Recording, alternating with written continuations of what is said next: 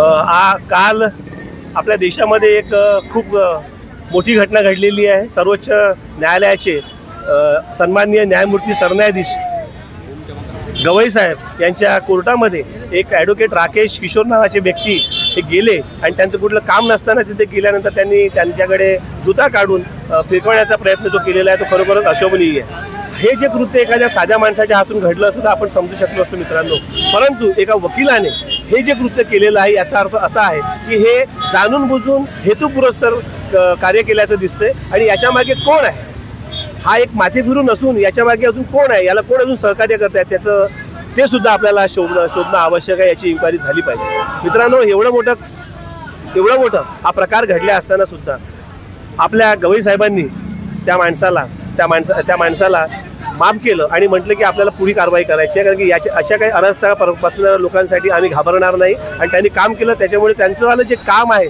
त्यांनी किती चांगल्या पद्धतीने कार्य केलेलं आहे आणि या लोकांना माफ केलेलं आहे असं मला वाटतं। मित्रांनो, हा जो देश आहे या देशामध्ये सर्व धर्माचे पंथाचे लोक राहतात आहे आणि अशा याच्यामध्ये समजा अशी एखादी विकृत जे घटना घडते, निंदनीय जी घटना खरोखरच अशोभनीय आहे। त्यामुळे आम्ही डिस्ट्रिक्ट बार असोसिएशनतर्फे त्याचावाला आम्ही निषेध करतो। मित्रांनो, या देशामध्ये ह्या घटनेमुळे न्यायव्यवस्था त्याचप्रमाणे लोकशाही आणि संविधान या संविधानाचा सुद्धा अवमान झालेला आहे असं मला वाटतं। म्हणून आमच्याकडनं जे काही प्रयत्न होतील ते प्रयत्न करण्याचा प्रयत्न करू। यानंतर आम्ही एक रिझॉल्युशन पास करू। रिझॉल्युशन पास केल्यानंतर ज्या माणसाचं सनद सस्पेंड झालेली आहे त्या माणसाचं सनद सस्पेंड न होता त्याची कॅन्सल झाली पाहिजे सर्वात पहिले। यासाठी आम्ही सेंट्रल बार काउन्सिल ऑफ इंडियाला त्याचप्रमाणे महाराष्ट्र बार काउन्सिल ऑफ इंडियाला एक पत्र देऊया की त्या माणसाची सनद रद्द झाली पाहिजे आणि त्याच्याविरुद्ध कुठल्या प्रकारे कारवाई करता येईल, कुठल्या केसेस दाखल करता येईल याचा सुद्धा आम्ही एक